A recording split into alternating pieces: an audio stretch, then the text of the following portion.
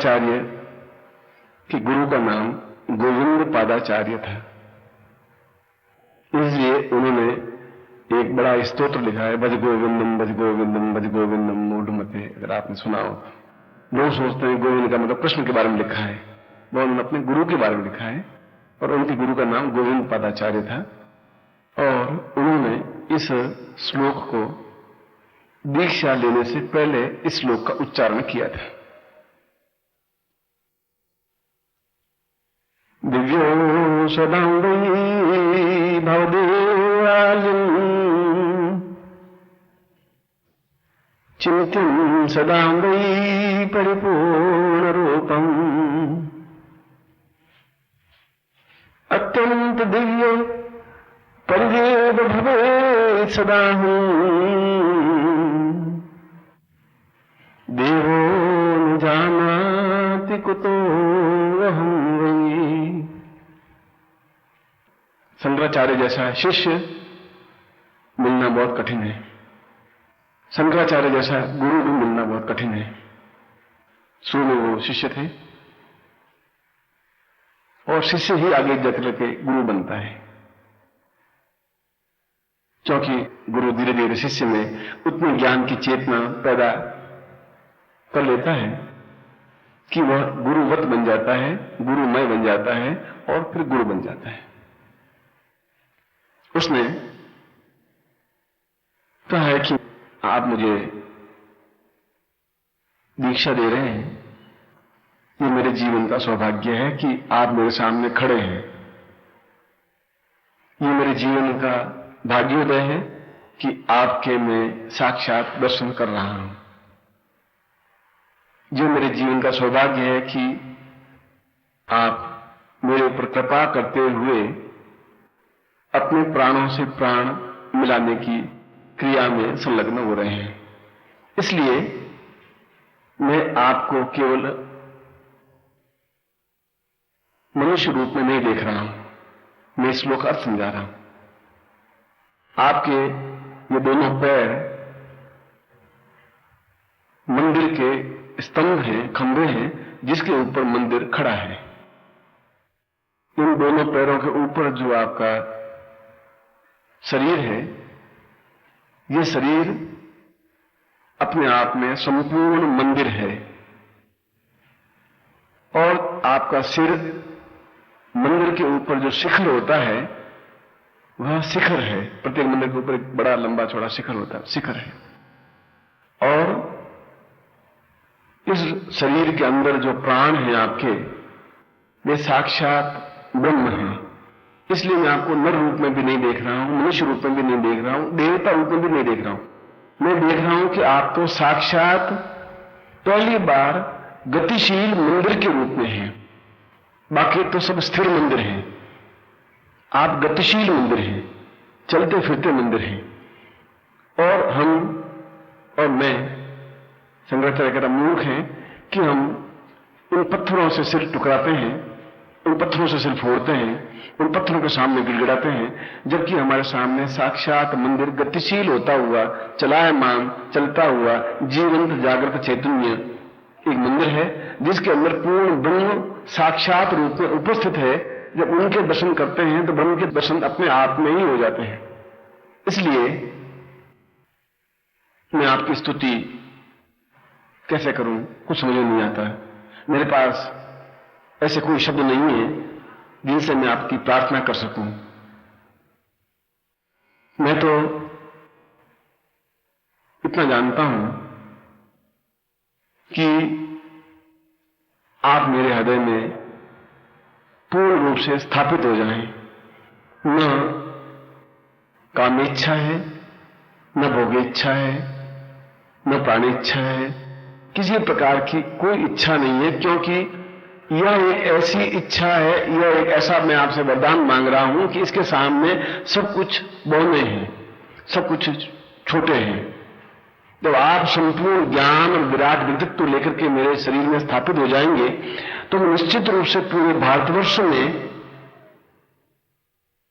मैं आपके कार्य को संपन्न कर लूंगा, जो आप मुझे आज्ञा देंगे। अन्यथा मेरा शिष्यत्व ही व्यर्थ है, फिर शिष्य कहलाने के मैं काबिल ही नहीं हूं।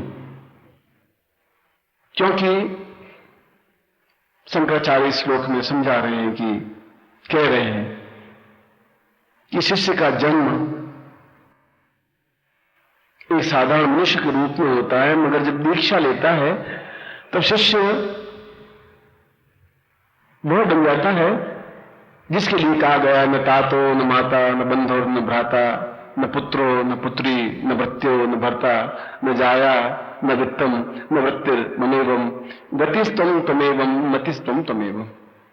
जब आपसे दीक्षा ले ली तो फिर मेरे कोई माँ बाप भाई बहन संबंधी रिश्तेदार ये सब बिल्कुल व्यर्थ से नगण्य से हो जाते हैं। फिर मैं उस कीचड़ में लिप्त नहीं होना चाहता। मैं ऐसा सियार नहीं बनना चाहता कि फिर मैं कीचड़ में लोटूं और फिर मैं कीचड़ से भर करके खड़ा हूं। मैं ऐसा नहीं बनना चाहता।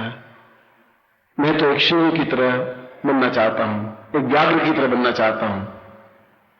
एक ऐसा बनना चाहता हूं कि मेरे हुंकार से पूरा भारतवर्ष कंपायमान हो सके, एहसास कर सके।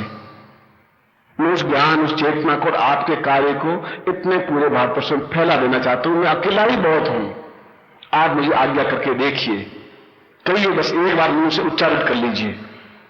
क्योंकि गुरु एक ब्रह्म के रूप में है। ब्रह्म के लिए कहा है कि ब्रह्म अजन्मा होता है, अगर्भा होता है, उसके हाथ पांव कान नाक कुछ नहीं होते। इसलिए गुरु के लिए हाथ पांव नाक कान सिर आंखें कुछ नहीं होता, क्योंकि वह ब्रह्म स्वरूप है। और तुम्हें सर्वम मम देव देव, तुम ब्रह्मा विष्णु महेश उनसे भी बढ़ करके साक्षात ब्रह्म आप हैं। और ब्रह्म है, और यदि गुरु ब्रह्म है तो फिर आप में से ही कोई व्यक्ति मेरा हाथ है, आप में से ही कोई व्यक्ति मेरा दूसरा हाथ है, आप में से ही कोई व्यक्ति मेरा पांव है, आप में से ही कोई व्यक्ति मेरा दूसरा पांव है, आप में से ही कोई व्यक्ति मेरी आंख है, आप में से ही कोई व्यक्ति मेरा कान है, आप में से ही अधिकतर व्यक्ति मेरे हृदय की धड़कन है। इन सारी तत्वों से आपसे मिलकर के जो चीज बनती है वह गुरु बनता है। इसलिए आप नहीं हैं, आप सब मिलकर के एक पूंजीभूत स्वरूप हैं। वो पूंजीभूत स्वरूप जो बना है उसको गुरु कहते हैं। जब पूंजीभूत स्वरूप आप बन गए तो आपका हाथ आपका नहीं रहा, आपका शरीर पूरा मेरा दाहिना हाथ बन गया, आपका पूरा शरीर मेरा बायां हाथ बन गया, आपका पूरा शरीर मेरा दाहिना पैर बन गया, बायां पैर बन गया, हृदय धड़कन बन गया, पेट बन गया, आंख बन गई, मस्तिष्क बन गया, नाक बन गई, कुछ बन गया। फिर आप तो कुछ रहे नहीं। ये विचार जब मस्तिष्क में आते हैं, ये चिंतन जब मस्तिष्क में आता है तो सोचना चाहिए कि मैं शिष्यत्व की डगर पर पहला पांव रखा है, तब सोचना चाहिए। और ये तब हो पाता है जब तुम्हारा अहंकार उगल जाता है कि मैं हूं तो गुरु जी की सेवा कर सकता हूं, मैं हूं तो गुरु जी जिंदा है, मैं ऐसा कर लेता हूं, मैं ऐसा कर लेता हूं। ये अहंकार है। गुरु है तो फिर आप हैं, गुरु नहीं है तो फिर आप निष्प्राण हैं।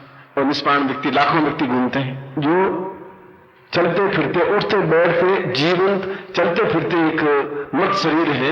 ये एक आश्चर्य है संसार में। मरे हुए शरीर है मगर चल रहे, उनमें क्रोध घमंड अहंकार कूट कूट के भरा हुआ है। और 80 किलो वजन है शरीर का, तो शरीर की 9 किलो तो केवल अहंकार झूठ कपट है, 1 किलो में हड्डियां मांस वगैरह है सिर्फ। शंकराचार्य का मैं ऐसा नहीं बनना चाहता, ऐसा ये झूठा आडंबर हो जाएगा। मैं तो ऐसा बनना चाहता हूं गुरुदेव कि मैं अपने आप में सही अर्थों में मेरे नाम से मैं पहचाना जाऊं। आप जहां चले पीछे छाया की तरह मैं आपके साथ चलूं। छाया मनुष्य का साथ नहीं छोड़ सकती, मैं भी आपका साथ नहीं छोड़ सकता। जहां आपके पैर में कांटा चुभेगा तो उससे 1000 गुना दर्द मुझे पहले ही हो जाएगा। जहां आपके ऊपर किसी की उंगली उठेगी तो उस हाथ पहले मैं काट लूंगा। जो आपकी तरफ घूरेगा उनकी आंखें में पहले फोड़ दूंगा। मैं जिंदा हूं और आपकी तरफ कोई ताके, कोई हाथ उठाए, कोई देखे, कोई गाली दे तो फिर मेरा जीवन धिक्कार है, मृत्युल्य है, उससे पहले मुझे मृत्यु प्राप्त हो जाए। फिर जीवन का अर्थ भी कुछ नहीं है। फिर जिंदा रहने का मतलब क्या है? फिर तो गिरध भी जिंदा है, शेर भी जिंदा है, सियार भी जिंदा है, कुत्ते भी जिंदा है, भैंस, गाय, बकरी, सैकड़ों जानवर जिंदा है, हम भी जिंदा है। जीवन ये नहीं है। जीवन तो या तो किसी को हम अपना बना लें या किसी के हो जाएं, दोनों में से एक हो। दो शरीर हो, मगर प्राण फिर एक ही हो। शरीर दो अलग अलग है, पर दोनों के हृदय की धड़कन एक ही होती है। अगर मेरा हृदय धड़कता है फिर आपका भी साथ साथ धड़कता है। मेरे हृदय में बेचैनी है तो फिर आपके हृदय में बेचैनी होनी चाहिए। मेरे अगर अंदर तनाव है तो फिर आपके अंदर उससे ज्यादा तनाव पैदा होना चाहिए। अगर मैं व्यथित हूं तो फिर आप मुझसे ज्यादा पहले व्यथित होने चाहिए। और मुझे रात को नींद नहीं आती, आप नींद लेते हैं तो फिर आपको धिक्कार है, फिर आप शिष्य नहीं है।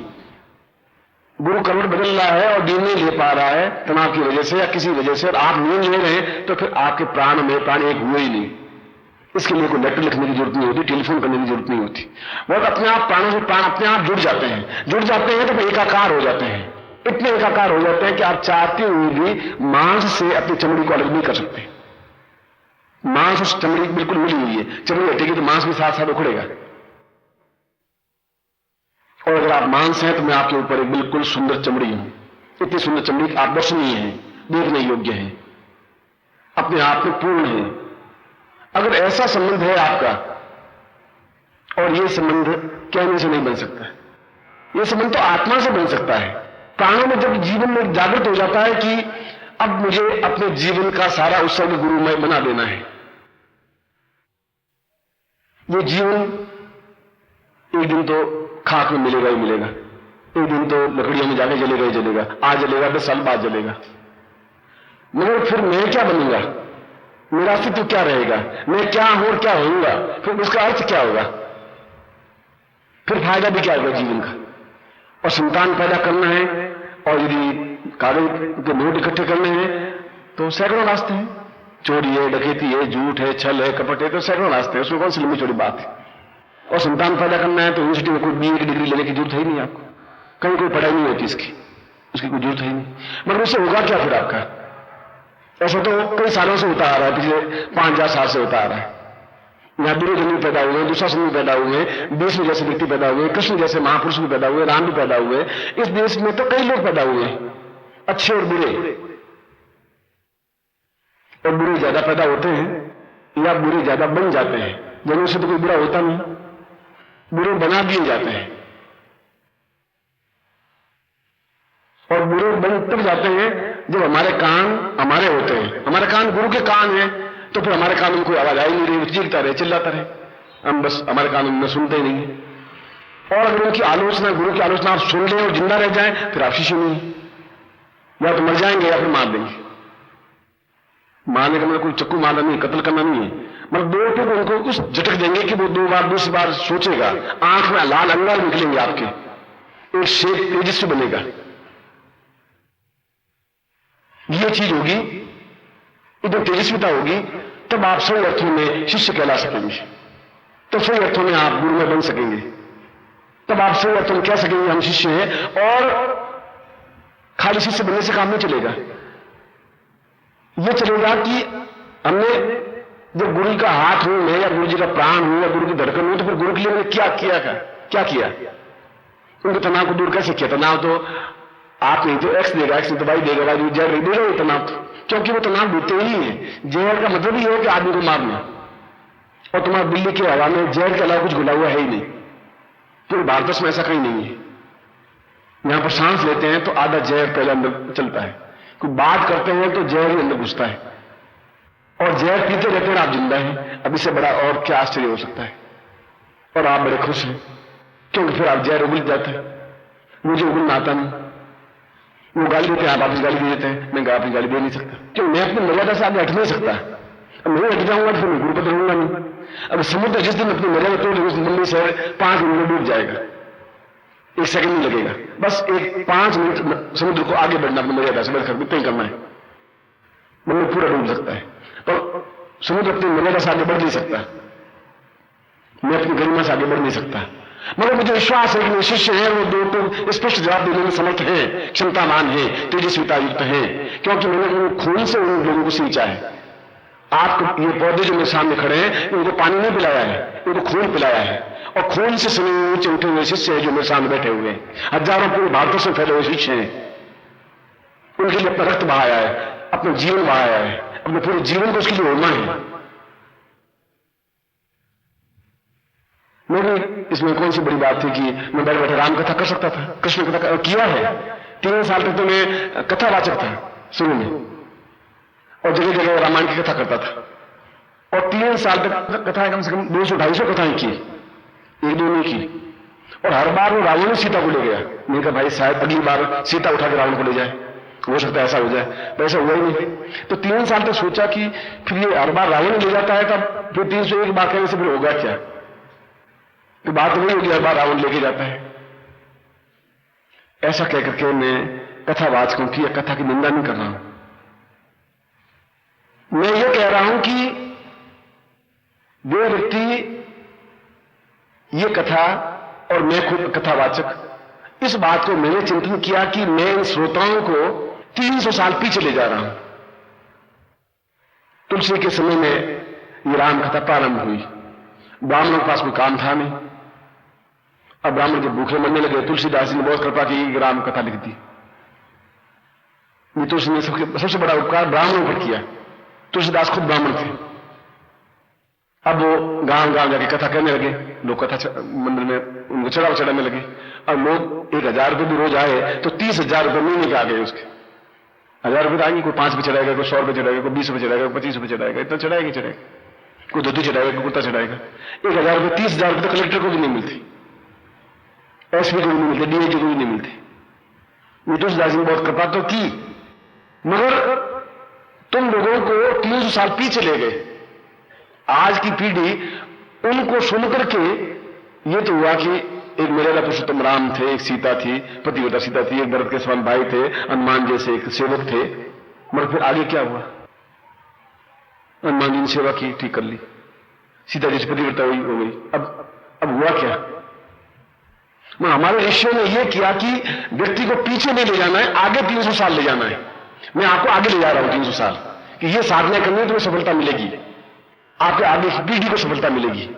ये हमारे पूर्वजों की साधनाएं जो विप्त हो रही है, इन साधनाओं से तुम अग्रसर हो सकोगे, इन साधनाओं से आगे की पीढ़ी की ज्योतिर्मय हो सकेगी, इन साधनाओं से आगे सूर्य उग सकेगा डिफरेंस से। और पूरे भारतवर्ष में हम लोग ही, आप और हम लोग ही साधना शिविर लगाते हैं, और कहीं से अपना साधना शिविर कहीं नहीं लगते हैं। महाभारत की कथाएं तो होती हैं, सुख सागर की कथाएं होती हैं, रामायण की कथाएं तो होती हैं, गीता की कथाएं तो होती हैं, पर साधना शिविर नहीं लगते। क्यों? साधना शिविर के लिए चाहिए ज्ञान, चाहिए चेतना, चाहिए तेजस्विता, चाहिए उच्चता, चाहे पुराण का श्रेष्ठता, वेदों का, पुराणों का, उपनिषदों का ज्ञान। तब 3 साल बाद छोड़ा कि मैंने कहा छोड़ो, ये तो इनको भ्रमित करना है। ये आए, सुनाई राम कथा, ये पल्ला झटके, 10 रुपये चढ़ाए, अपने घर जाके फिर वही जो अपना खेल है वही काम शुरू किया। दूसरे दिन फिर आए, फिर आकर के फिर मारीच आया, मारे तीर मारा, चलो मारे तीर मार दिया आज, चलो मारे तीर मारा, फिर 2-3 चुटकुले सुना दिए। ऐसे चुटकुले मुझे 5000 याद है। अगर मैं चुटकुले सुनाने लग जाऊं तो रामायण तो पड़ेगी छोटी, क्योंकि 300 पेज की है, चुटकुले बनेंगे 800 पेज के। वो 4-6 चुटकुले सुना, आपस में हाँ। अरे राम कथा चुटकुले से आपसे क्या संबंध है? मगर अगर चुटकुले नहीं सुनाएंगे तो उठ के चले जाएंगे लोग, क्योंकि वो सुने हुए चुटकुला नया होना चाहिए कोई ना कोई। जीवन, शंकराचार्य कहते हैं कि हमें आने वाली पीढ़ी को अग्रसर करना है।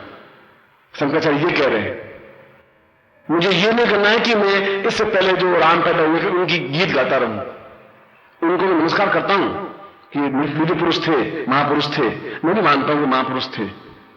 आज मैं भी उनके प्रति श्रद्धा मत हूं, उन व्यक्तियों के प्रति श्रद्धा मत हूं जो कथावाचक हैं, उन व्यक्तियों की श्रद्धा मत हूं जो राम का नाम लेते हैं, उन व्यक्तियों की श्रद्धा मत हूं जो माला जपते हैं। मगर मैं ये सोच रहा हूं कि फिर ये ज्ञान हमारा जो ऋषियों का, ये कौन खड़ा करेगा? शंकराचार्य कहेंगे पूरे भारतवर्ष में इस अंधकार को मिटाएगा कौन? फिर ये ज्ञान तो समाप्त हो जाएगा, जो वेदों में, जो उपनिषदों में, जो पुराणों में, ज्ञान फिर कौन देगा? कैसे होगा?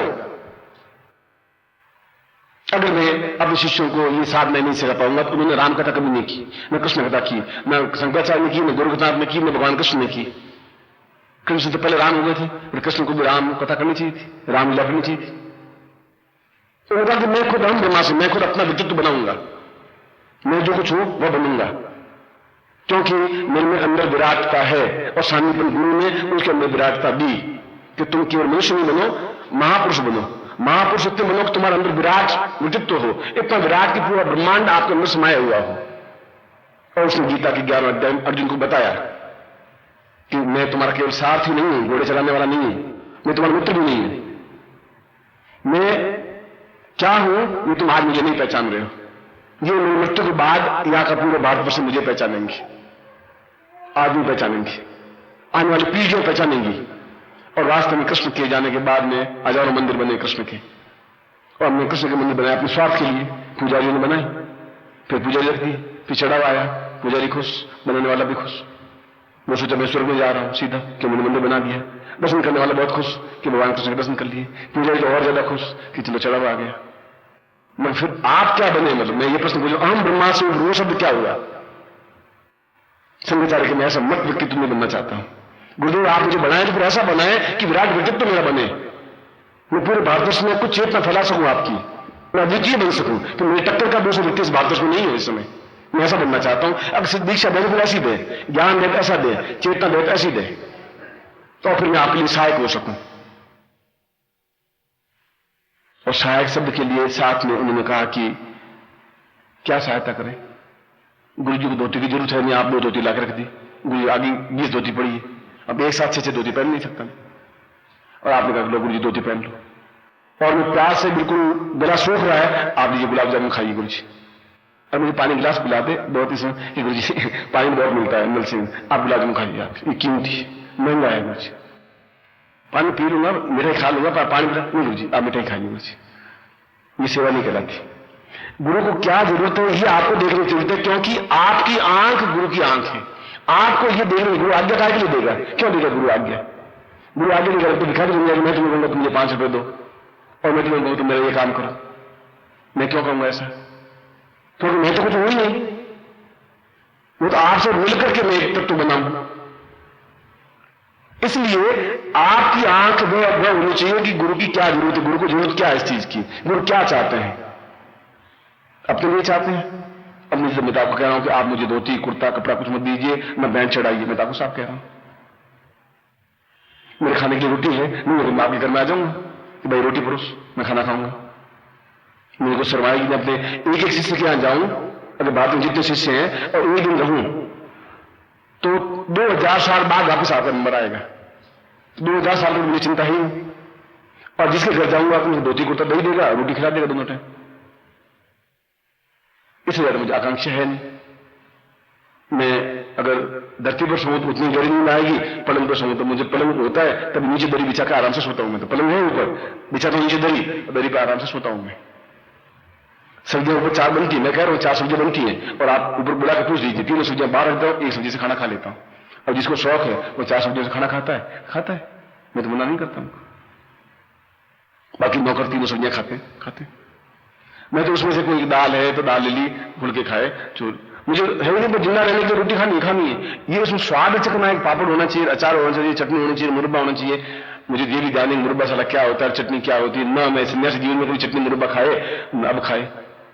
बस भोजन करना चाहिए इसलिए कि ये शरीर जीवित रह सके आप लोगों के लिए, बस इसलिए वह शौक कि मैं मतलब टेबल दस्तरखान सजा हुआ हो, और नहीं तो मैं रोज होटल में फिर चला जाता। इतने मुझे पैसे हैं कि होटल में जाके 5 स्टार होटल में रोज खाना खा लूं, और रोज खाना खाऊं, इस जिंदगी में खत्म होगा नहीं। और अगर जिस दिन उसको मालूम पड़ेगा वो रोज खाना फ्री खिला देगा कि कोई मान सीमा लीजिए तो रोज खाना फ्री खिलाई देगा। इतना तो मुझे पक्का विश्वास है कि उन्होंने जरूर किताब पढ़ी होगी। किसी मैं सेक्रेटरी के पास चला जाता हूं और जो मेरा कार्ड या मैं नाम बताता हूं, कभी जाता ही नहीं है, पहले मैं तो कभी गया ही नहीं। तो आए मिले तो मर्जी उनकी, मैं काट लिए उनकी कर जाऊं। न मुझे कोई आकांक्षा, न मुझे मंत्री बनना, न मुझे सेक्रेटरी बनना, न मुझे नौकरी करनी। मैं तो यूनिवर्सिटी की नौकरी करता वो भी छोड़ दी, इसलिए मैं जाता ही नहीं। वो कहता कोई काम, मेरा कोई काम है ही नहीं। न मुझे बेटों को नौकरी चाहिए, न मुझे कोई मतलब कोई ठिकाना चाहिए, न सीमेंट का कारखाना चाहिए, मुझे कोई जरूरत है ही नहीं। आपको कोई काम है तो बता दीजिए, जो मैं लायक मैं कर दूंगा। आप बताइए, मेरे तो कोई काम है नहीं। तो उनका मेरी पत्नी ने आखी ज्योतिष की किताब पढ़ी थी गुरुजी, उन्होंने कहा कि तुम मिल क्या हो एक बार, इसलिए मैं आया। बहुत अच्छा किया। तो वो होटल वाला ने नहीं पढ़ी होगी मेरी किताब, तो उसकी पत्नी ने पढ़ी होगी, अस्त्र शास्त्र पढ़ी होगी, क्योंकि आज से 50 साल जब आप पैदा हुए उससे पहले किताब लिख चुका था मैं। जो ज्योतिष डूब रहा था तो ज्योतिष की तब लिखी थी, जो मंत्र डूब रहा था तो मंत्र में पत्रिका निकाली, जो शिष्य डूब रहे थे शिष्यों को ज्ञान दिया, जो साधना समाप्त हो गए साधना को प्रारंभ किया, और उसके बदले में आप लोगों से जहर पीता रहा। मैंने आपको अमृत देता रहा, आपका जहर में पीता रहा, ये क्रिया हुई। मैंने अमृत दिया, पेड़ के ऊपर पत्थर फेंका और पेड़ ने बेचारे ने आम नीचे दिया। आपने मेरे सामने पत्थर फेंके और मैंने आपको आम दिए। आपने मुझे गाली दी, मैंने आपको आशीर्वाद दिया। क्योंकि एक व्यक्ति ने बुद्ध के चेहरे पर थूक दिया जोर से। उस व्यक्ति बुद्ध ने गमछा लिया और पहुंच दिया। उनका शिष्य बहुत क्रोधित हुआ। उसने कहा, आप गाली दी, इसको फटकार नहीं सकते इसको। उसने कहा कि तुम तो पागल है, ये मैं कोई चीज तुझे दूं और मैं मतलब कोई तुम मुझे चीज दो, मैं लूं नहीं तो क्या होगा कि वो चीज मेरे पास रह जाएगी। तो उसने थूक मेरे ऊपर फेंका, मैंने लिया ही नहीं, तो वो तो उसने अपने चेहरे पर फेंका। मैंने एक्सेप्ट ही नहीं किया, तो फिर मेरी थूक लगाई कहां से? ये उसकी घटियापन है, ये उसका ओछापन है। ये आपका ओछापन है कि आप गुरु की गाली या गुरु के द्वारा निंदा आप सुन लेते हैं। ये आपका ओछापन है, मेरा ओछापन नहीं है। मैं आपसे ज्यादा तेजस्वी हूं, आप ज्यादा क्रोधवान हूं, आप ज्यादा ताकतवान भी हूं, मगर मैं अपनी मर्यादा में बंधा हुआ हूं। और इसीलिए शंकराचार्य कहते हैं, गुरुदेव मुझे आप काम सौंपिए, एक आज्ञा दीजिए, बस खत्म। और आज्ञा भी मत दीजिए, मुझे मालूम है मुझे क्या करना है, बस आप मुझे दीक्षा दीजिए। तो बिना दीक्षा के मैं दूर रहूंगा। जब दीक्षा लूंगा आप संपूर्ण रूप से मेरे अंदर उपस्थित होंगे। इसलिए कोई लोग ये निश्चित करते हैं कि 1 तारीख का राज्याभिषेक दीक्षा हो संसार में पहली बार, संसार में, और 5000 वर्षों में पहली बार। अब कल्पना देखिए, संसार में पहली बार और 5000 वर्षों में पहली बार। नया साल शराब पी करके भी मना सकते हैं। रात में शराब पी रहे हैं और डिस्को कर रहे हैं, धा ढूंग डिंग कर रहे हैं और बड़े मस्त होकर के पड़े हैं, ऐसा करते हैं। और 90% लोग उसको नया वर्ष मनाते हैं इस तरीके से। हम कहते इस तरीके से हम नहीं मनाएंगे। हम तो बहुत ज्ञान वो देंगे उन लोगों को कि वो आने वाली पीढ़ियों में शेर की तरह रह सके। मैं राज्याभिषेक दीक्षा दूंगा, और राज्याभिषेक दीक्षा देने वाले व्यक्ति में ताकत, क्षमता होनी चाहिए, बोलने में ताकत होनी चाहिए, उसमें ज्ञान होना चाहिए। मैं आपको कोई तुम राज्याभिषेक दीक्षा दो नहीं दे सकते, तुम ज्ञान ही नहीं है कि राज्याभिषेक दीक्षा क्या होती है। राजयोग दीक्षा अलग है, राज्याभिषेक दीक्षा अलग है। राजयोग दीक्षा तो फिर भी विवेकानंद को आधी अधूरी आती थी, तो मैं पिछले साल दी थी। मैं कुछ लोगों ने, कुछ शिष्यों ने बीड़ा उठाया कि नहीं ये राज्याभिषेक दीक्षा 1 जनवरी को लेंगे और दिल्ली में लेंगे गुरु जी। कुछ लोगों ने बीड़ा उठाया कि आप यहाँ अस्पताल आए तो हम ये एक कमरा बना रहे हैं गुरु जी। उन्होंने अपने से अवसर रखा, वो भी आपके प्रशिष्य से ही है, मैंने तो कोई काम नहीं सौंपा। मगर उन्होंने कहा कि आने वाले समय में एक यादगार रहेगी। ये बात भी आज मेरे माइंड में है, हृदय में अंकित है, तभी तो मैं आपको बोल रहा हूं। तो कितना आशीर्वाद मुझे पता निकलता होगा, मुझे आप कल्पना करें, इसमें मेरा क्या स्वार्थ हो सकता है। और मैंने कहा मैं फ्री दूंगा दीक्षा, मैं पैसे आपसे नहीं लूंगा, उसमें मैंने ये लिखा है, मुझे आपसे पैसे नहीं लेने। पैसे लेना हो तो मैं आपसे किसी से कह दूंगा कि तुम 5000 रुपये खर्च करो, आप इसको कोई मना नहीं करेगा। घर बीच के लिए 5000 रुपये खर्च कर लेगा। मगर आप कल्पना करिए कि जो रोज जहर पिएगा वो कितने दिन तक जहर पिएगा। या तो उनको मार देंगे हम गुरु को, या फिर उनके जहर को कम करना पड़ेगा। और जहर को कम करने के लिए फिर आपको सक्षमता के साथ, छाया के प्रयोग के साथ खड़ा होना पड़ेगा। गुरुदेव आप हुक्म दीजिए, आपको कौन आंख उठा के देख रहा है, कौन घटियापन कर रहा है, आप हमें बताइए तो सही। ये तुम्हें क्षमता होनी चाहिए, ये मिलना होना चाहिए। कोई स्वार्थ से मिलने की मिलना नहीं है, बिना स्वार्थ के मिलना होता है, वह मिलना होता है। स्वार्थ से तो हर एक आदमी मिलेगा, स्वार्थ तो कुछ नहीं है। आपकी समस्या मुझे मालूम है कि क्या समस्या हो सकती है, वो मेरी ड्यूटी है कि आप समस्या दूर करूं। आपकी इच्छा है अपने आप दूर करूं, अब एक एक करके इच्छा पूरी होगी। एक दिन में तो सब कुछ पूरा होगा नहीं, पर आपका नाम मेरे होठों पे खुदना चाहिए, अंकित होना चाहिए, बोलना नहीं चाहिए। उसमें टांकी हथौड़े से जैसे नाम लिखा जाता है वैसे मेरे होठों पर आपका नाम आना चाहिए। आपको देखो मेरा नाम एकदम, अच्छा तुम किशन लाल, तुम मदन लाल, ये होना चाहिए। जब ये हो तो समझिए कि आप शिष्य हैं। ऐसा आप बन सकते हैं या नहीं बन सकते, मैं आज की डेट में कुछ नहीं कह सकता। इसलिए कह सकता कि आप करेंगे उसको मैं प्रामाणिक नहीं मानता हूं, आप करेंगे उसको प्रामाणिक मानूंगा। आप क्या करते हैं उसको मैं प्रामाणिक मानूंगा, आप किस तरीके से करते हैं उसको मैं प्रामाणिक मानूंगा, किस प्रकार से मेरे अधिक बनते हैं मैं उसको प्रामाणिक मानूंगा। अब आज उनके गुरु जी करेंगे उससे कुछ होगा नहीं। ऐसे तो मैं कहीं भी निकल जाऊंगा, गुरु जी करने वाले तो हजारों लाखों लोग हैं। मैं जीवन इसी काम के लिए मिला है। मैं तो ये 4 दिन दीक्षा पत्रिका में छाप मिल रहा हूं, कल से वापस बोर्ड लगाने में किसी नहीं मिलता हूं। अब रोज मिलूंगा तो मैं तो कोई घाटे में तो रहूंगा ही नहीं। और वो तरसते हैं बेचारे कि गुरु जी मिले। अगर मुझे पैसा ही कमाने की तो नीयत होती है मेरी, तो फिर बोर्ड लगा और 12 एडवर्टाइजमेंट करता अखबार में कि गुरु जी मिल रहे हैं, आप गुरु जी में हूं, मैं ऐसा हूं, मैं ऐसा हूं, वो देख मिलना चाहिए। मैं तो आज तक पत्रिका में छापा ही नहीं, किसी अखबार में छापा नहीं, कोई ऐसा किया नहीं। वह मेरी प्रवृत्ति नहीं है, वह मेरी प्रकृति है नहीं। सूर्य को मतलब कोई कह लेना चाहिए सूर्य है, सूर्य से मालूम, दुनिया को मालूम है सूर्य है, वो मालूम है। उल्लू जो है पूरे दिन भर उसकी आंखें बंद रहती हैं, सुबह 5 बजे से लगा करके रात को 8 बजे उसकी आंख बंद ही रहती है बिल्कुल। 8 बजे के बाद आंख खुलती है उसकी, फिर रात को शिकार के लिए भटकता है और सुबह फिर आंख बंद हो जाती है। और उसको पूछे सूर्य होता है? वो सूर्य तो होता ही नहीं। सूर्य जैसी चीज क्या होती है? सूर्य जैसी कोई चीज होती नहीं। इसलिए अगर आपके अंदर प्राण चेतना होगी तो आप पहचान सकेंगे। कृष्ण भी वही कह रहे हैं अर्जुन को कि तुम मुझे नहीं पहचान सकते, ये लोग भी नहीं पहचान सकते। और हम लोगों की कमी इसलिए है कि हम मरे हुए व्यक्तियों की पूजा करते हैं। जिंदा व्यक्तियों में हिंदुस्तान पूजा नहीं करता है, पितरों का श्राद्ध करते हैं। जिंदा पिताजी जिंदा थे तब तो गालियां देते थे उनको पूरा ढंग से खाना भी नहीं खिलाते थे कि साला खुश मरे, वो दवाओं पे खर्चा 500 रुपया आ रहा है, साला ये खुश मरेगा तो मालूम पड़ेगा। अब मर गया वो, अब उन ब्राह्मण को आप घी खिला रहे हैं। ब्राह्मण के हलवा बना बच्चे, तुम्हारे पिताजी को मिलेगा, आप शुद्ध घी का हलवा बना देते। और पिताजी को खिलाते मरते ही क्यों फिर? अगर पिताजी को वो पीपा खिला देते घी तो मरते ही क्यों? और पिताजी खिलाने ब्राह्मण को तुम खिला देते हो, और ब्राह्मण का काम यही है कि बच्चे तो पिताजी मैं खाऊंगा तो पिताजी तक पहुंच जाएगा। ऐसा कोई साइंस, ऐसी कोई ब्राह्मण को शक्ति तो मैं खाऊं और तुम तक पहुंचे, ऐसा तो कोई चीज मिलती नहीं। ये ब्राह्मणों का पाखंड है। मैं ब्राह्मण हूं, मैं कह रहा हूं, क्योंकि इसी पालन के सहारे वो जिंदा है। और आप भी खुश हैं, मेरे पिताजी को आज हलवा खिला दिया मैंने, खीर भी खिलाई। और बेचारे से जन्म ले लिया होगा, वो 3 साल का 5 साल का होगा, अब वो कहां खीर तुम्हारे खाएगा, कहां हलवा खाएगा? ऐसा करके फिर मैं आलोचना नहीं करूं। मैं कह रहा हूं कि जब तुम्हें ब्रह्मत्व जागृत होगा तो अपने आप ही ज्ञान ही चेतना आएगी। ज्ञान और चेतना फिर देगा कौन? किताब तो देगी नहीं, और किताब मुझे आप लिखने देंगे नहीं। क्यों नहीं लिखने देंगे? जब आप मुझे फ्री करेंगे नहीं तो मैं करूंगा कैसे, लिखूंगा कैसे? जब आप तनाव देते रहेंगे, जय देते रहेंगे, तो क्योंकि वो घास तक काटना है नहीं, गली खुरपी है फट, चाहे तनाव में चाहे पत्नी से लड़ा है, बस घास काटता रहूंगा, घास तो काटना है नहीं। मैं तो मेंटल फ्री होगा तभी तो लिख पाऊंगा। और मेंटल फ्री यहां की आवाज मेंटल फ्री नहीं होने देती।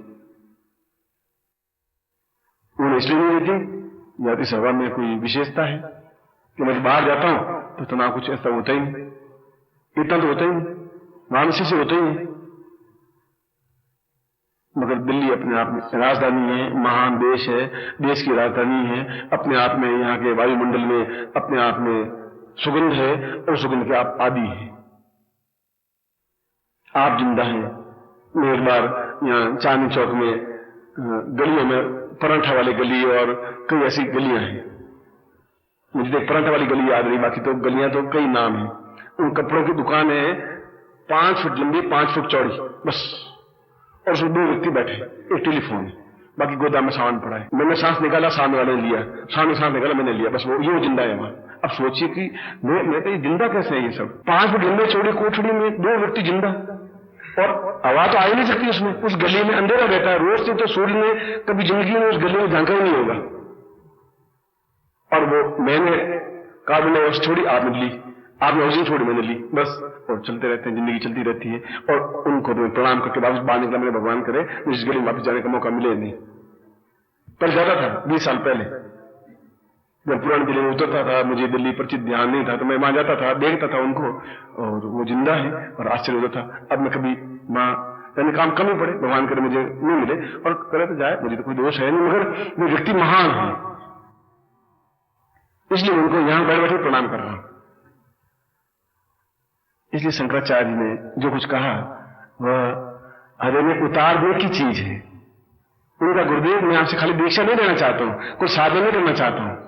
जब आप मेरे अंदर स्थापन हो जाएंगे तो साधना अपने आप हो जाएगी। मैं आपके काम आ सकूं जीवन में, आपके होठों पर मेरा नाम हो सके, आप मुझे याद रख सके, मैं चेतना युक्त बन सकूं, मैं जागृत बन सकूं, आने वाली पीढ़ी मुझे याद रख सके। मैं ऐसा बनना चाहता हूं। मैं आगे 300 साल के इतिहास को जिंदा रखना चाहता हूं। एक जंगल में सियार ही सियार थे। सियार कहते हैं गिद्धड़ को। तो जंगल में सियार 6 महीनों में कुल एक बार में 15 से 20 बच्चे पैदा करते हैं। शेर पूरी जिंदगी में एक बच्चा पैदा करते हैं, पूरी जिंदगी में एक बच्चा। सियारों ने सोचा कि ये शेर ऐसा कौन सा महान है साला, ये हुंकार तो बढ़ता ही है, अपन 1000 लोग अपन भी सब एक साथ जोर से करेंगे तो शेर डर जाएगा। तो लोगों ने मीटिंग करके पंचायत करके बस अब शेर से डरने की हमें जरूरत नहीं है, हमें ताकत आ गई है, सब ज्ञान मालूम पड़ गया है कि शेर की क्या खाल है, विशेषता क्या है। और सब मिलकर के हू करने लगे, 1000 सियारों का हू। शेर ने सोचा ये क्या हुआ, ये इतनी लंबी चौड़ी आवाज। बाकी जानवरों ने सोचा कि इनको हुआ क्या है। शेर अपनी मस्ती से चल रहा था, वो हू कर रहे थे और शेर पास में से थोड़ी दूर से 1 किलोमीटर दूर से निकल रहा था। गिद्धड़ ने सोचा देखा अपन सब बोले से डर गया साला, इधर आया ही नहीं, देखो जा रहा है, इधर जा रहा है, अब और जोर से हू करो, और जोर से हू करने लगे। शेर ने ध्यान दिया, शेर का ध्यान देगा। जब आधे घंटे तक हू होता रहा तो शेर पलटा और पलट करके उनके सामने आती एक जोर से चिंगार मारी कि शेर सब भागे, भाग करके गिद्धड़ भाग के कोई कहीं छुपा, कोई झाड़े में छुपा, कोई गुफा में छुपा, चुप करके बैठ गए।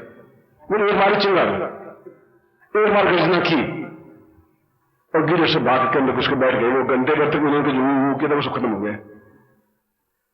तो उनके हुआ करने से शेर नहीं बना जा सकता, गालियां देने से गुरु नहीं बन सकते, आलोचना करने से गुरु। शेर तो शेर होता है, मेरे भी भाव चलता है, वो हुआ करे तो करे। वो अगर 24 घंटों में एक बार भी हुंकार बढ़ लेगा तो वो अपने आप में हुंकार पूरे जंगल को थर्रा देगी।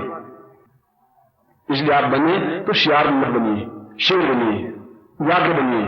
जब आपके हुंकार से सामने वाला थर्रा उठे, नहीं तो फिर आप भाग करके इधर उठेंगे, कभी उधर घुसेंगे, मैं डर रहा हूं, मैं भयभीत हो रहा हूं।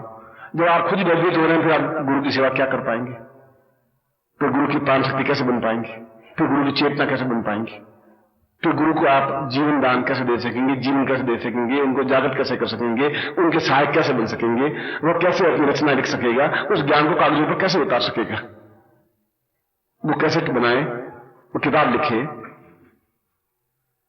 इसके लिए गोविंद पादाचार्य ने अंत में कहा कि जो मेरा ज्ञान है इस भारतवर्ष में बौद्ध धर्म बहुत फैल गया है और हिंदुत्व को समाप्त कर रहा है, तो इतनी आज्ञा देता हूं कि सनातन धर्म जीवित रहना चाहिए, बस खत्म।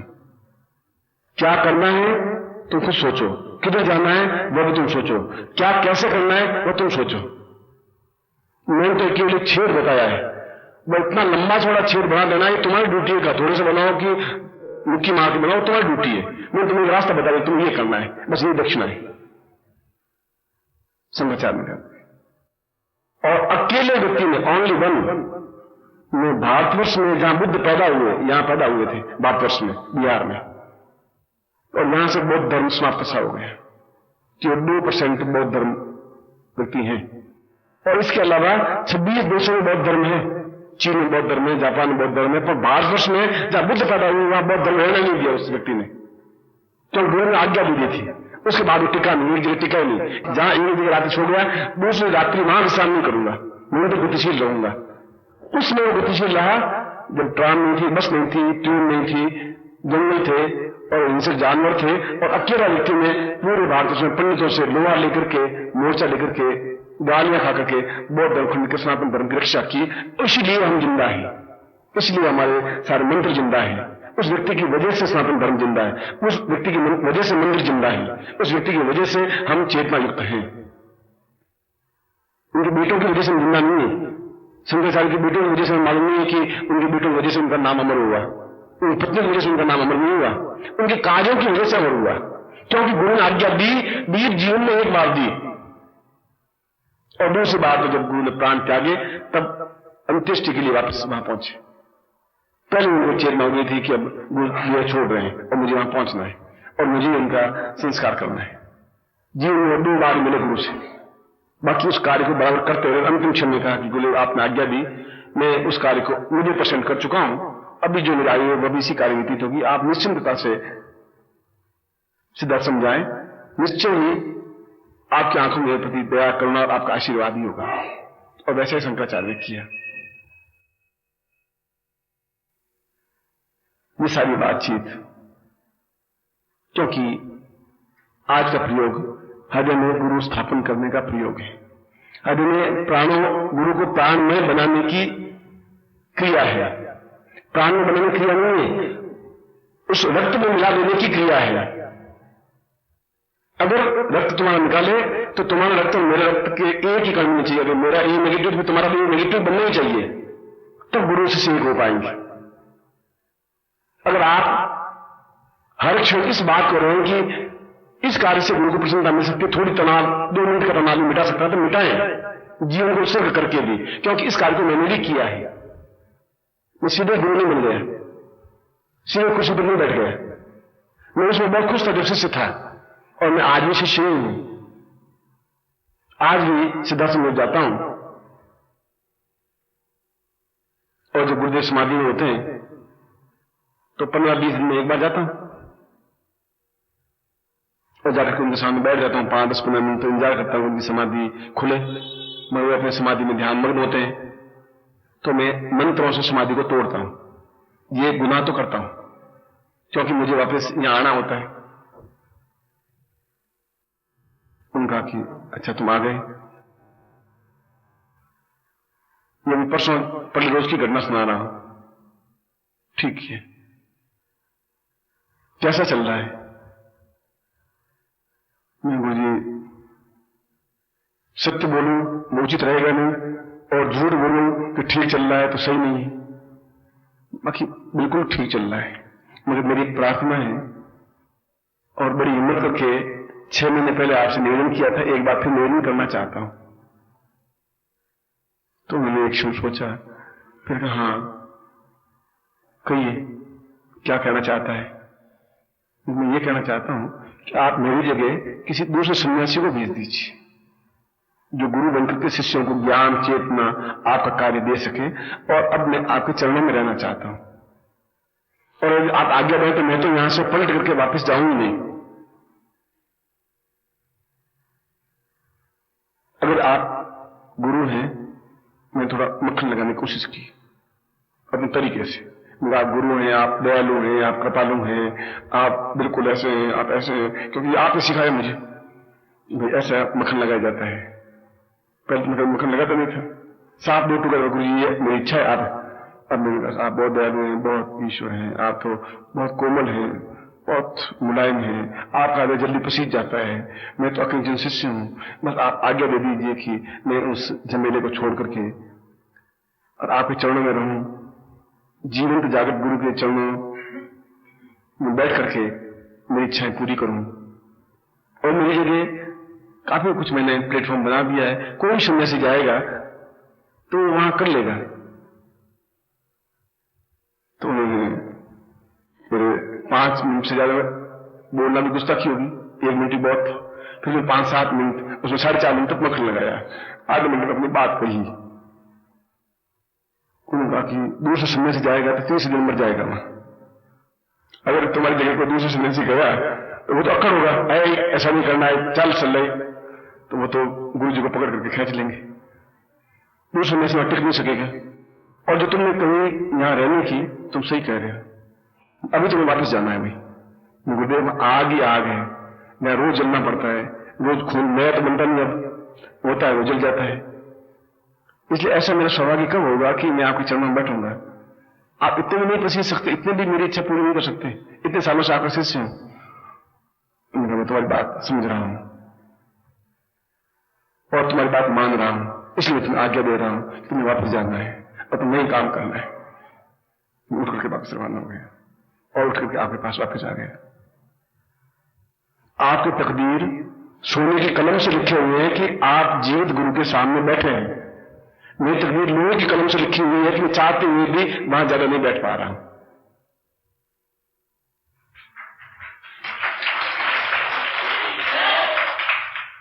ये एक जीवन में छटपटाहट है, ये एक जीवन में वेदना है, ये एक जीवन में तड़फ है। फिर उन्होंने मुझे आज्ञा दी है तो उस आज्ञा का मुझे पालन करना है। चला जाएगा, एक दिन शरीर तो चला जाएगा, क्योंकि मैं इस बात की चिंता करता ही नहीं, क्योंकि मेरा शरीर है ही नहीं है। शिष्य को जरूरत है तो इस शरीर को जिंदा रखेंगे, मुझे जरूरत है तो ठीक है जय पिला देंगे। मैं इस बात की चिंता करता ही नहीं हूं। तनाव होता है क्योंकि विचारशील व्यक्तित्व हूं, जिंदा हूं। कोई गाली देता है तो सोचता हूं कि जो मैंने इसका बुरा किया नहीं, क्यों गाली दी, मैं वापिस गाली तो नहीं दे सकता आपको। तो मजदूर सड़क पे खड़ा होकर साला बदमाश, तो अंदर घुस के अंदर बैठा, हिम्मत हो तो बाहर आ। अब मैं सोचता हूं मैं वापिस तो गाली सड़क पे जाकर उसको गाली दे नहीं सकता, उसके लेवल पे खड़ा हो नहीं सकता। उन लोगों ने साला बिल्कुल डरपोक, ये गुरुजी डरपोक अंदर घुस के बैठ गए, आए वापिस जवाब दे इनको। अब बताइए, अब मैं डरपोक हूं, मैं उसके लेवल पे खड़े होकर कैसे गाली दे सकता हूं उसको? मैं अपनी लिमिट को कैसे क्रॉस कर सकता हूं? मैं अपनी मर्यादा को कैसे तोड़ सकता हूं? तो गाली देकर हालांकि मुझे किसी ने गाली दी नहीं, पर मैं अपने लेवल को, चाहे मैं बड़े बड़े खाने की इच्छा है, या तुम्हारे यहाँ क्या कहते हैं पापड़ बड़ी, या क्या गोलगप्पे जो कुछ भी होते हैं, अब इच्छा है तो मैं सड़क पर बैठ कर नहीं खा सकता, क्योंकि मेरी मर्यादा खंडित हो जाएगी। मैं अपनी मर्यादा को नहीं तोड़ सकता। अपनी मर्यादा को मुझे बनाए रखना मेरे लिए ड्यूटी है, धर्म है, मेरा फर्ज है, मेरा ब्रह्मत्व है। और इसीलिए पूरे देश में, पूरे संसार में घूमता हूं, शेर की तरह घूमता हूं, और लाखों शियार हैं, हजारों नहीं, 100, 200, 500 नहीं, लाखों शियार हैं, हुआ करते रहते हैं। मैं उनकी हुआ सुनता भी रहता हूं, पास में निकल जाता हूं, फिर करीब 24 घंटे में 48 घंटे में एक बार ओंकार भरता हूं, तो फिर वो सब डूब जाते हैं वापिस। चाहे पंडित हो, चाहे ज्ञानी हो, चाहे चेतनावान हो, चाहे महापुरुष हो, चाहे डेरा बढ़ाई हुई हो, चाहे जटा बढ़ाई हुई हो, चाहे कुछ भी हो, वो एक ओंकार से सब वो डाड़ा सब नीचे बैठ जाती। फिर अपने चार से आगे चलता रहता हूं। मुझे मालूम है कि मैं शेर हूं तो हूं, मुझे वापस को गिरोह बना नहीं सकता, और नकली खाल उड़ी हुई है नहीं मेरे ऊपर कि अंदर सियार हूं, नकली खाल शेर की उड़ी वो है नहीं, इसमें डरता नहीं, विचलित नहीं होता हूं। और मृत्यु अभी 20 साल तक मेरे पास आएगी नहीं। गोली बनी नहीं कारखाने में अभी तक, कुछ जो बर्ड से मारे सीने से पार हो जाए, मैन्युफैक्चर होगा, पहले कारखाना बनेगा, फिर गोली बनेगी, फिर पिस्तौल नहीं तब होगा ना, उसमें 20 साल लगेंगे अभी। और आएगी मृत्यु तो पहले पूछेगी मैं एक नहीं सर यस कम, मैं आठ बार बैठे करूँ, बैठ जाए कि बात करें सर बकर, बहुत अच्छा लगेगा तुझे बातचीत, 5 आदमी बातचीत कर लेंगे उसको, अब तू जा, फिर 2-3 साल बाद फिर वापस आ जाना, फिर बात कर लेंगे। क्या लंबी छोटी बात आती है, कई बार आती है, आती बात करती है, और आगे को शीशे पे हाथ करके वापस रवाना कर लेता हूं। तो 20 साल कुछ बिगड़ने का नहीं है। प्रश्न ये नहीं है 20 साल बिगड़ेगा नहीं, प्रश्न ये है कि ये 20 साल में जो गुरु का कार्य क्या वो पूरा कर सकता है, कर रहा है, नहीं कर पा रहा हूं, सारा कार्य आपकी सेवा में बीत जाता है। और ये मेरा धर्म है, मगर ये आपका भी धर्म है कि आप मुझे बिल्कुल तनाव मुक्त रखें, खड़े होकर कहें मुझे आप चिंता मत करिए, हम हैं, ये आपका भी धर्म है। और कहना नहीं है, एहसास करना है कि कहां क्या गड़बड़ हो सकती है, क्यों तनावग्रस्त है, क्यों हम पहले दूर कर दें। यह एक छोटी सी प्रक्रिया जो शंकराचार्य ने गोविंद पदाचार्य को कही, उस श्लोक का आपको अर्थ समझाया, एक चिंतन समझाया, एक विचार समझाया, एक क्रिया समझाई कि शिष्य क्या है, गुरु क्या है, शिष्य का कर्तव्य क्या है, गुरु का कर्तव्य क्या है। गुरु प्रत्येक रक्त की बूंद शिष्य के लिए प्रवाहित कर दे, निचोड़ करके दे दे, वह गुरु है। अगर आप तकलीफ में हैं तो सबसे पहले तकलीफ मुझे होनी चाहिए, मैं आपकी तकलीफ को दूर करूं और मंत्रों से, अपनी शक्ति से, अपनी ताकत से, और मेरे कांटा चुभे तो सबसे पहले आपको दर्द हो, इतना दर्द हो बिल्कुल उठेगा, आपको नींद नहीं आ सके जब तो कांटा बाहर नहीं निकल जाए। दोनों जगह बात बोल रहा हूं, खाली मेरा पांव दबाने, तेल की मालिश करने की जरूरत नहीं है। नींद आएगी, 2 घंटे बाद नींद आ जाएगी, 5 घंटे बाद नींद आ जाएगी, आज नहीं आएगी कल आएगी, कल नहीं तो परसों आएगी। कोई नींद को बेची तो बजाय थोड़ी बेची है, नींद आ जाएगी।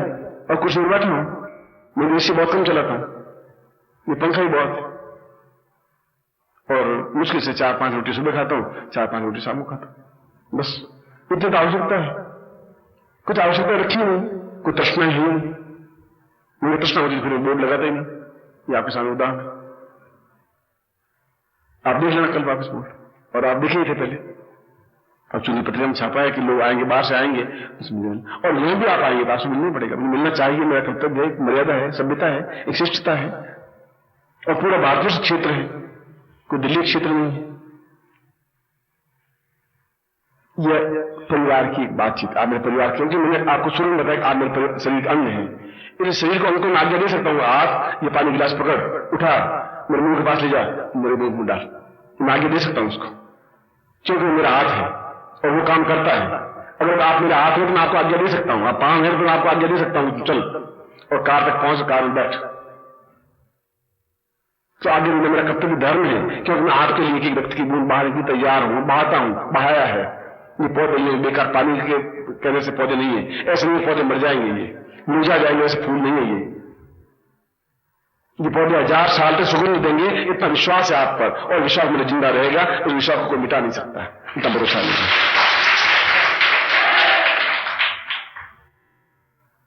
इसलिए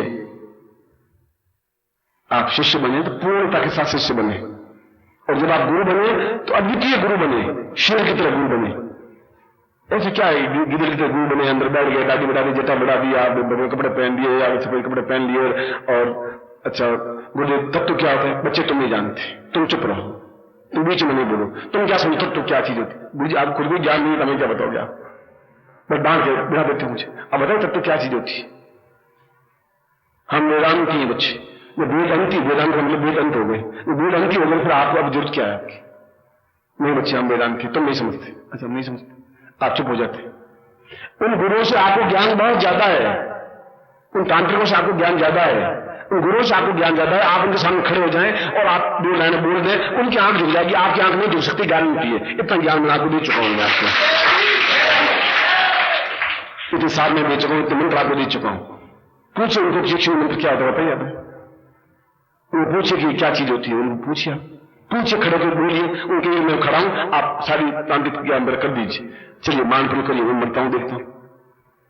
बाहर भी बांका नहीं कर सकता, क्योंकि आपके पास मृत्यु आ नहीं सकती, आएगी तो मुझे पूछेगी कि आप किसी के पास जा रही हूं, अब घर चली जा, बाहर नहीं आना, आपके पास नहीं आने दूंगा, आप चिंता मत करिए, क्योंकि मैं आपका रखवाला हूं और पूरे जीवन भर रखवाला रहूंगा, आपके जीवन का रखवाला मैं हूं और जीवन की रक्षा करूंगा। दें तो फिर मुझे प्यार दें, अपने तो दें, इतना भी प्यार दें कि मैं एहसास कर सकूं कि आप हैं। मैं आवाज दूंगा तो 1000 शिष्य दौड़ के आ जाएंगे मेरे पास, 100 आ जाएंगे, 500 आ ही जाएंगे, इतना विश्वास होना चाहिए। ये चाहता हूं आपसे, प्यार के अलावा कुछ नहीं चाहता, और किसी चीज की आवश्यकता है ही नहीं। इतना गहरा, इतना द्वितीय ज्ञान और प्यार की, बस प्यार से सराबोर हो सकूं और आपका नाम मेरे होठों पे आ सके, आपको देखी मेरी आंखें भीग सके, मैं नींद लूं तो आपके प्राण छटपटाने लग जाएं। ये सशक्त होना चाहिए। आप मछली को पानी से निकाल के रख तो दीजिए, 2 मिनट तो रखिए, तुरंत प्राण त्याग देगी, मर जाएगी, फड़फड़ा के खत्म हो जाएगी। उस पानी से जितना प्यार मछली को है, उतना प्यार आपको, आपका प्यार मेरे प्रति होना चाहिए। अगर ऐसा प्यार नहीं है तो फिर आप अलग है, मैं अलग हूं, फिर क्या प्यार हुआ? क्या प्यार में कोई डिफरेंस देखा जाता है? उसे बिना मजबूरी तो हो सकती है, पर रह नहीं सकते, आंख में आंसू निकलते रहेंगे, और आंख में आंसू इतने निकलेंगे कि मुंह के पैर धो सकेंगे हम पूरे। पानी से पैर नहीं धोने, आंसू से पैर धोने, तब आपसे तुम शिष्य बन सकेंगे। जब आपके आंख के आंसू निकलते रहेंगे तब आपकी आंख साफ हो सकी, उसमें उस एक एक आंसू की बूंद आपको गुरु दिखाई देंगे। जब ऐसा होगा तो समझिए आप शिष्य हैं। ऐसा हो, मैं नहीं कह सकता कि ऐसा होगा कि नहीं होगा, क्योंकि आप पर पूरा भरोसा होते हुए भी आपके आसपास के वातावरण पर मुझे भरोसा नहीं है। एक विधवा औरत तो जिंदगी काटने को तैयार है, बेचारी 18 साल की विधवा हो गई, और वो जिंदगी पतिव्रता धर्म की तरह काटने को तैयार है, मगर आसपास के रंगों उसकी काटने नहीं देते, वो उसको बिगाड़ के छोड़ते ही नहीं। वो चाहे कितनी पतिव्रता हो, बेचारी विधवा हो गई, पति रहा नहीं। अब वो चाहती है कि बिल्कुल शुद्ध सात्विक जीवन व्यतीत करूं, पर वो गली रंगों बहुत है, रंगों उसको बिल्कुल चाहते हुए भी उसको सही ढंग से जिंदा नहीं रहने देंगे, उसको बिगाड़ के छोड़ ही देंगे।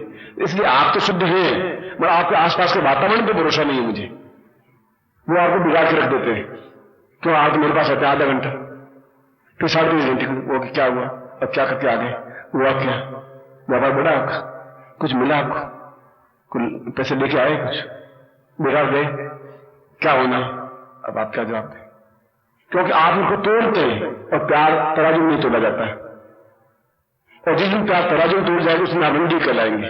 मंडी पे आपकी जेब भारी होगी, पहले आपको बाद में दिखेगी, पहले देखेगी जेब में कुछ माल मुकता है तो बहुत प्यार करेगी वो आपसे, और देखा कि खाली खोखला आदमी है तो दांत ना करवाना कर देगी। जिस दिन आपका प्यार तुड़ने लग जाएगा उस दिन आपका प्यार नहीं रहेगा। प्यार की कीमत नहीं होती, प्यार का मूल नहीं होता, प्यार का लेन देन नहीं होता। प्यार तो अपने आप में एहसास होता है। गुलाब ये नहीं कहता मैंने सुन लो, मेरे पास आओ सुन लो। आपका प्यार अपने आप वो खुशबू मेरे अंदर प्राण आ जाएगी, एहसास हो जाएगा कि प्यार करता है कि नहीं करता है। ऐसे सुगंधित प्यार कीजिए, प्राण में प्यार करिए, चेतना युक्त प्यार करिए, जिसमें वास्तव नहीं हो, गंदगी नहीं हो, बटियापन नहीं हो, एकाकार हो, जीवन में जुड़ जाए और पूर्णता के साथ जुड़ जाए। फिर लोग कुछ नहीं कहें। आप परख लीजिए, पहले गुरु को टेस्ट कर लीजिए, टॉर्च नली में डाल करके ऊपर नीचे आंच लगा करके टेस्ट करिए कि ऑक्सीजन है, कार्बन डाइऑक्साइड है, और कार्बन डाइऑक्साइड और छोड़ दीजिए आप मुझे। और मेरे मिलने से, मेरे पास बैठने से आपको पवित्रता का बोध होता है, एहसास होता है कि कोई कल्प वृक्ष है, एहसास होता है कि इनके नीचे बैठने से छाया, जैसे धूप में छाया के नीचे बैठने से आनंद मिलता है, एहसास हो, ये तो गुरु मानिए मुझे छोड़ दीजिए। कोई जरूरी नहीं है कि आप मेरे पास ही बैठे, जहां भी अच्छे गुरु मिले वहां चले जाइए। मेरे को फायदा भी क्या होगा, कि रोटों से बोलने से फायदा भी क्या होगा। दूसरी रोटी, दूसरा जीवन में जिए, एक जीवन जिए। अगर किसी के हैं तो उसी के ही है, बस मर जाएंगे तो मर जाएंगे, जिंदा रह गए जिंदा रह जाएंगे। ऐसा प्यार, ऐसी जिंदगी, ऐसी तड़फ, ऐसी बेचैनी आप में पैदा हो, इतनी बेचैनी पैदा हो कि आप बिना देखे रह नहीं सके। 3-4 दिन के बाद में आप छटपटाहट, बेचैनी महसूस, रात में करवट बदलते रहे और पत्नी मुझे क्या हुआ तुम नहीं जानोगे, इस बात को समझ नहीं पा सकती मैं क्यों करवट बदल रहा हूं, क्या हो रहा है मुझे मालूम नहीं। और दिन में से एकदम से ऐसा लगा कि चलो देख लिया, चल मिले नहीं समझ में आ सके तो देखा, एक ठंडक हुई, एक एहसास हुआ, एक मन में तृप्ति हुई। इसलिए मैं आपको प्यार करता हूं, बहुत अधिक प्यार करता हूं, इतना अधिक प्यार करता हूं कि शायद आपकी झोली में इतना प्यार समा ही नहीं सकता, इतना अधिक प्यार करता हूं। और बदले में प्रेम के आंसू चाहता हूं, जिससे कि मेरे चरण आपके आंसुओं से भीग सके, आप तड़प सके, बेचैनी बढ़ सके गुरु को मिलने की, एकाकार हो सके और गुरु के कार्य के प्रति आप एकजुट हो सके, गुरु के कार्य करने में समृद्ध हो सके। आने वाली पीढ़ियां आपको याद रख सके कि आपने जीवित जागृत गुरु के पास में रहे हैं, और आने वाली पीढ़ियां आप गर्व करेंगी। मैं और बता देता हूं, ऐसे आप बने, ऐसे मैं आपको आशीर्वाद देता हुआ आज का प्रवचन समाप्त करता हुआ ये प्रयोग संपन्न कर रहा हूं।